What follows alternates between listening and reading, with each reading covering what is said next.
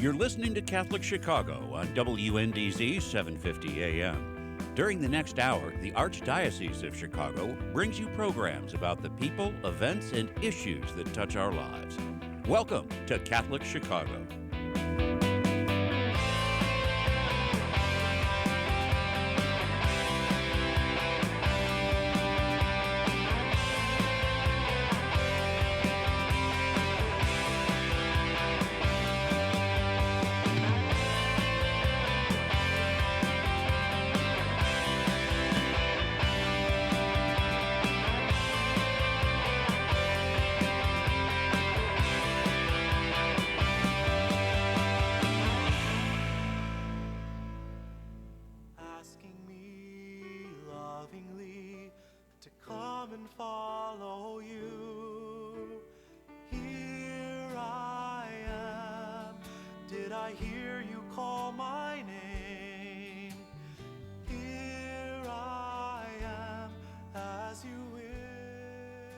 Good morning. This is Sister Lovina Francis Pammit. I'm a Franciscan Sister of the Sacred Heart. You're listening to Dare to Love. Dare to Love is a program that cultivates vocation awareness in the Archdiocese of Chicago through our discussion of topics related to vocation discernment, promotion, and the charism of different religious communities. So I'm part of I'm the coordinator of the Religious Vocation Ministries and the Office for Religious of the Archdiocese of Chicago, and I also serve as the coordinator of CAVA, which is the Chicago Archdiocesan Vocation Association. And today, my guest is Brother Michael Gosch, who's a Viatorian or Clerics of St. Viator. Good morning, Brother Michael. Good morning. It's good to be here. Thank you for being with us, and I'm in the studio, and together with me this morning is Michael May and Javier Castillo, and they Garcia, right? Sorry. There's also another Javier that I know, and they're both here with me to kind of guide me through. We're doing something new. If you ever use YouTube, we're also available there, and they're taping all this. It seems so. I'm a little intimidated because I'm just learning all these communications and technology stuff. So we're good. Anyway, Brother Michael, so thank you so much for agreeing for the interview, because I've been wanting you to be a guest in this program, but it's just you're so busy. You're so much about God's work. And you've been a guest before, but I think it was through Father Greg, and because you're doing so much in terms of social justice and service in the church, and you also have a role in your own community to serve as one of your leadership team. So why don't you go ahead? I'll let you introduce yourself and tell us your role and some of the things that you're doing. Sure. Thank you, Lovina. So as Sister Lovina mentioned, my name is Brother Michael Gosch. I'm a Viatorian. Our formal name is the Clerics of St. Viator. Currently, I'm the Assistant Provincial of my community, the Chicago province, which covers the entire United States plus Colombia. I'm also the founder and the Director of Housing and Programs for Viator House of Hospitality, which is a ministry that welcomes unaccompanied immigrant children who are seeking asylum in the United States once they reach their 18th birthday and must leave the children's shelters and have nowhere to go except adult detention in handcuffs on their birthday. And so we've opened up a residence where we have welcomed, since we've opened in 2017, we've welcomed 71 men from 18 different countries. Currently, there are 22 men living in the house from 12 different countries. And we provide them not just with housing and food and clothing and case management, but I think the biggest thing that we do for these young men is that we accompany them while they go through the asylum process, which can be long and arduous. Oftentimes I say to the staff, sometimes we serve as host and sometimes we serve as guest. And there's a fine line that oftentimes gets blurred because true accompaniment involves letting the young person that we are accompanying sometimes be the host into their own life. And we don't have all the answers, right? And we're simply walking with them on their journey And when they allow us into their life, we become the guest. Right. And I think I remember a few years ago, you and Sister Patricia Crowley were also talking about that. And there's anything that I really took away from that, other than the ministry that you have, is the part of, I think you mentioned it's connected to being the guest. And what it is it's, people might see it as charity or doing something for, but there's also something with because of course it's an obligation. I mean, it's not like, oh, you're doing it out of the goodness of your heart, fine, but there's something else, and that is the guest part, that you don't just impose yourself into someone's life just because you have the privilege, and that they're in need, and that's part of the human dignity, and I really respect that. And perhaps you can expound about that some more, and I'm really interested also in how you even begun in 2017 about that. Sure. Well, one thing is, the majority of these young men, I think it's really important for people to understand this, that they're not refugees, right? Refugees come to the United States already having been vetted by an agency and welcomed by a host organization. They come into the country with benefits, a place to live, an organization such as Catholic Charities or Refugee One or World Relief or Exodus that work with the families, right? And they have status and they have benefits, medical, cash, food stamps, etc. Mm-hmm. An asylum seeker comes to the United States seeking asylum and seeking protection, and what happens is they go into detention. So they're two completely different types of people who come. In a sense, they're refugees because they fled their countries, but they come here seeking protection. And enshrined in our federal law is the right for anyone to come to our borders to ask for protection. They are not coming here illegally, right? Mm. And it's also important to note that many of these young people did not decide, oh, I'm going to go to the United States.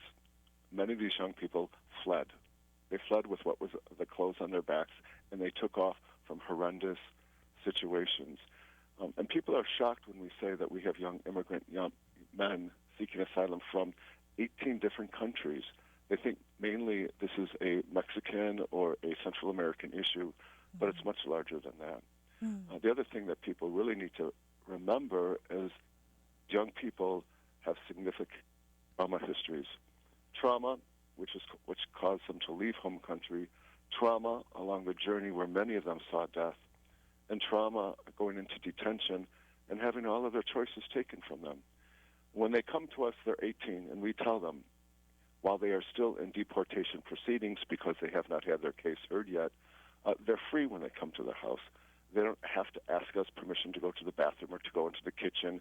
Oftentimes they say, what time do I need to wake up? What time do I have to take my shower?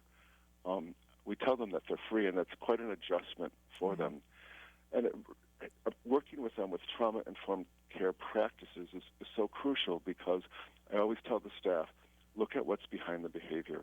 If there's any type of acting out or anger, what's causing it? And that helps us really walk with the young men and accompany them as they seek asylum, protection in the United States, knowing in the back of their mind that they could be denied asylum and deported back to horrendous conditions. Right. And we're probably going to be in a minute or so go into a break, but I don't want to forget to ask you in terms of your background, because obviously, there's got to be, you can't just come in and, start working or helping or volunteering or getting involved without some, do you need a total course in psychology and things like that? Because from the sounds of what you're saying, of course there's love, but after the break, then we'll probably delve into that and probably mention a little bit of how you were very much instrumental in setting up the Bethany House of Hospitality for the women as well. So we'll take a short break and we'll be right back. Sometimes I wonder what this journey will bring, and you guide me faithfully to find a home in you. Hey, it's Timothy Johnston here from Liturgy Training Publications. Over the past few months, I'm sure you've found yourself at home more, whether it's working from home or watching live stream masses on Sunday mornings. As we began adjusting to this at the beginning of the pandemic, one of the things I missed the most was gathering with friends at the parish. That's why we at LTP have created this new virtual gathering series called Living the Sunday Word. We meet virtually on Thursday evenings each week and reflect on the upcoming Sunday readings. And with that, we share stories to help us more fully reflect on the Word of God. I'm inviting each of you to join us, a group of friends meeting virtually from all parts of the country. So visit ltp.org for more information and to register. You won't want to miss this. Caring adults make all the difference in the lives of adolescents. Catholic Charities understands this, and our mentorship program provides a free opportunity for youth living in Lake County to spend time, virtually, with volunteers who genuinely care about them.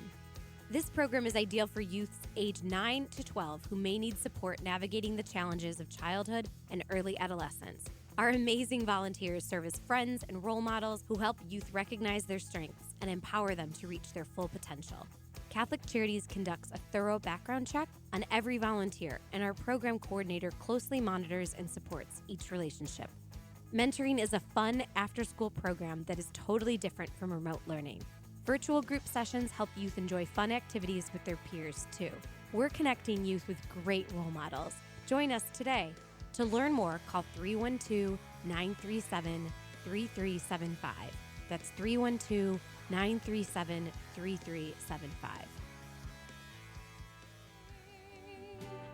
Here I am, as you will. We are back. This is Sister Lovina Francis Pammit with Dare to Love. With me and on the phone is, and I'm in the studio, and Brother Michael Gosch, a Viatorian, or otherwise known as the Clerics of St. Viator, is here with me. And Brother Michael has been talking about his ministry as the founder of the housing and programs for Viator House of Hospitality. Thank you again, Brother Michael, for being with us. One of the things that I've been very curious about is, so you said it started in 2017. How did you even, you must have known something about the situation, and how did you even know to set up that housing and establish it? If you could tell us a little bit more about that. Sure. Several years before that, I began working with Sister Patricia Murphy and Sister Joanne Persh, two sisters of mercy, who started immigration ministry here in Chicago. And I helped them with what is called the Interfaith Committee for Detained Immigrants, which has since become the Interfaith Community for Detained Immigrants. And I helped them set up 2 housing programs for adults. And we also set up a post-detention program so that when people were released from detention, they called a hotline. We would meet them at the immigration, with the Department of Homeland Security building, and then help them get on buses to wherever they were going in the United States. But several people didn't have a place to go. And it was while we were doing this work with adults that we learned about youth who were being released and had no place to go. And while they were released on their 18th birthday, some of them, in order to prevent them from having to go to adult detention, we would welcome them into our houses. But that was a specific population, and our houses were really geared towards adults. So it was at that time that I approached my community along with Father Corey Bros to start our own program, and we named it Viator House of Hospitality. In Latin, Viator means traveler. And we're all travelers, but these young people especially were in the midst of traveling on this very frightening journey of seeking protection in the United States. So that's really how it began, and we opened in January of 2017. Okay. And then since then, you've also started reaching out because just a few years ago, I don't quite remember the date, but because you had it for the young men, then there was such need for women as well. Right. Our first orientation in January of 2017, I mentioned, or someone asked me, one of the volunteers said, what about the young women? Are there young women in need of housing? I said, absolutely. I said, but we're a men's community, and we thought we would start with men, and we did not think it would be good to have vulnerable young men and young women together in the same house or the same building for many reasons. But I said, if there's anyone who would be interested in starting a program for women, please see me, and we can brainstorm. And Sister Patricia Crowley, who had left leadership as a prioress of the Benedictine Sisters in Chicago, came up and said, Michael, I'll go to one meeting. Well, if any of you know Sister Pat Crowley, she is quite a force of nature, and she gathered women together, and 33 different women's religious communities came together and started Bethany House of Hospitality that same year, and they opened in October of 2017.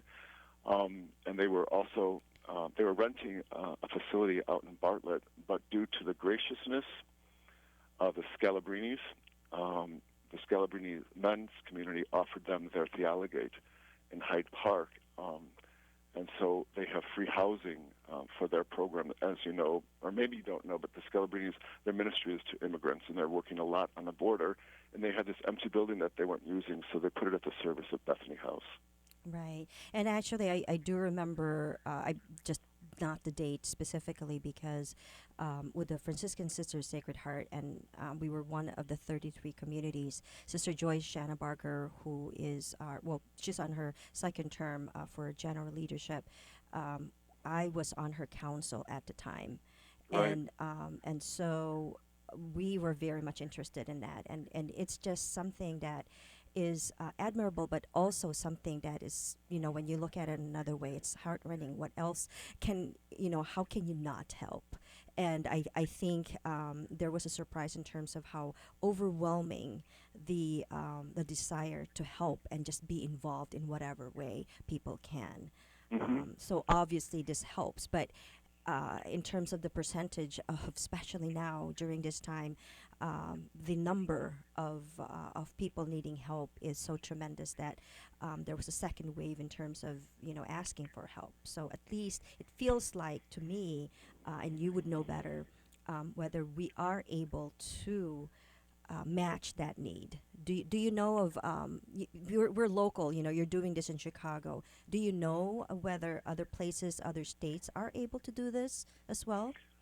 I don't know of many other programs that have housing, hospitality programs specifically for unaccompanied immigrant youth who age out of youth shelters. In Chicago, there are organizations such as La Casa Norte and Ignite, and they work a lot with homeless youth in Chicago, primarily, folks from the United States, although they have accepted immigrant kids in emergencies. But Vider House is the only program that I know of specifically geared towards welcoming these young men. In the Midwest, if not in the United States, I could be wrong, but we get calls from Florida, New York, New Jersey, Texas, Colorado, Arizona, as does Bethany House. So we're not aware of other programs that work specifically with this solely with this population. Our goal is to have a webinar with various agencies across the United States to see if this model can be replicated. I know that the Brothers of the Sacred Heart in Baton Rouge have contacted us about opening up a similar program. So we would love for this program to be expanded, because we know that putting kids in detention, and they really call them youth shelters, but it's some of these not-for-profit shelters that basically the kids are in detention. Other programs such as Maryville and Heartland work really, really hard to make sure that these kids are treated well, and I believe they do. Right. And so you're really grassroots. Yeah, absolutely. That really is something else. And yes, my hope, and I pray that the replication, that you become a model, that it will be known, and hopefully this podcast is one of the beginnings that when it is shared with others, this information, that somehow this can become part of their grassroots wherever they are, in other places, other states. So for our third session, probably Brother Michael, stay with us, Sure. folks. We're going to go on a short break, and we'll talk more about your community and your charism. We'll be back. Thank you. Sometimes I wonder what tomorrow brings. Give me the grace to love and to be faithful, to be more like you. Here I am.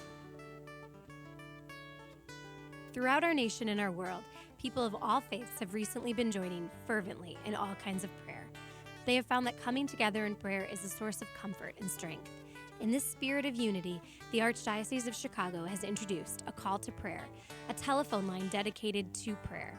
If you would like to join with another person in prayer, call 312-741-3388.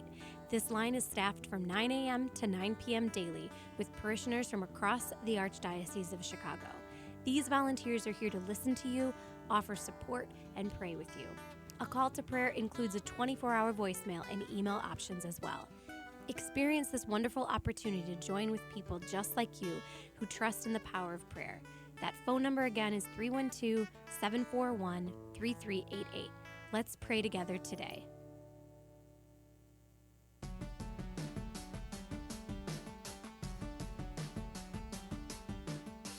Hello, I'm Cardinal Blaise Supich. I got my COVID-19 vaccination, and you should too. It took just a few seconds and was painless. The Food and Drug Administration determined the new vaccines are safe and effective, and the Holy See, as well as the United States Conference of Catholic Bishops, has concluded getting the COVID-19 vaccine is an act of love of our neighbor and part of our moral responsibility for the common good. We have lived with the pandemic for many months, and I know we're all getting tired of it. Vaccination is one of the most important ways you can protect your health and the lives of those you love and help bring the pandemic under control. When it is your turn, I urge you to be vaccinated. And remember to do your part by wearing a mask, washing your hands, and watching your distance. Thank you, and God bless you all. Here I am, as you will. Speak, my God, I am ready to begin. Here I am, I come to follow you. We are back. This is Sister Lovina with Brother Michael, and this is Dare to Love that you're listening to. We have been talking about Brother Michael's ministry called the Viatorian House of Hospitality that is serving and the need in terms of those who are aging out of the where the detention place, usually on their 18th birthday, I believe midnight or whereabouts, that they just take them out and they're on their own. And thanks be to God, we have people like Brother Michael and their volunteers and the Viator House of Hospitality to at least help in any way that they can. So welcome back, Brother Michael. I am very much interested also in terms of you having the vocation of brother. Perhaps you can mention a little bit, like are you a native Chicagoan? How did you even meet the Viatorians? How did you know to become a brother? Sure. I was born in Chicago at Resurrection Hospital, but raised in the northwest suburbs and attended St. Viator High School, where I was taught by the Viatorians. And when I was a senior, throughout my years there, I was really impressed with the young brothers who taught there. They were excellent teachers. They were engaged with the youth. They attended the football games, the basketball games, the dances, which we called sock hops back then, which I'm really dating myself. And so I was invited once to visit their formation house. And it was then in my senior year that I began to seriously consider doing something with my life that would be involve things much greater than myself. I wanted to be a part of something that was bigger than me and something that was trying to make a difference in the world. And so for 3 years, I was what they call an affiliate, and I went to Loyola University while living in the House of Formation, but we were encouraged to work and to date and to be involved in things outside the local community, which we all were. And then after my junior year of college, I dropped out of college to enter the novitiate, which is a year of intense study of the community and of the vows and of the history and the spirituality of the community. And then after that, I went back and finished up my degree and ended up teaching at my alma mater for 3 years before I left St. Viator High School and got my degree in theology at Catholic Theological Union and my master's degree in social work from the University of Illinois at Chicago. So part of the reason that you're also able to like found something like the Viator House of Hospitality, and also from I looked you up just to kind of see what kind of ministry you have. I saw your photos always with either young people or other people, for either a walk for justice. Or the Las Posadas. Now, do you speak Spanish as well, Brother Michael? Or I speak enough Spanish just to get myself into trouble. So I might ask a question, and then someone responds very, very quickly, and I like, whoa, please slow down. I can make myself understood, but sometimes when someone responds very quickly, and depending on where the young person is from at Viator House, whether it's Central America, whether it's Mexico or Honduras or El Salvador or Guatemala, it's the accent is different, and they have used different words and different phrases. So right. I can get by, but I need a lot of help at times. Right, and I think that vulnerability sometimes helps. Sure. What you're good at, really, basically, even better than the English language, is the language of love. You know, Brother Michael, you probably don't realize this. I don't know. You're probably not watching the time. But we've come to a close. Can you believe that? That went quickly. Right. And so I would like to ask you to give us a blessing, maybe a last word, and a short prayer. And before you do that, I don't want to forget, if people would like to get involved or find out more about the Viatorians, please visit their website, viatorians.com, and also the Viatorians ministry, viatorhouseofhospitality.com. So go ahead, Brother Michael, and let's pray. Sure. This is one of my favorite reflections, and I reflect on it all the time. And usually it's printed. You see it a lot right after Christmas, usually in January. But I think it's something for every day, and it's by Howard Thurman. When the song of the angels is stilled, when the star in the sky is gone, when the kings and princes are home, when the shepherds are back with the flocks, then the work of Christmas begins. To find the lost, to heal those who are broken in spirit, to feed the hungry, to release the oppressed, to rebuild the nations, to bring peace among all peoples, to make a little music with the heart, and to radiate the light of Christ every day, in every way, in all that we do, and in all that we say. Then the work of Christmas begins. Amen. And that's where the language of the heart, the language of love, comes in. Thank you so much all for joining us, and God bless you, Brother Michael. Thank you again for joining us today. You bet. Thanks so much.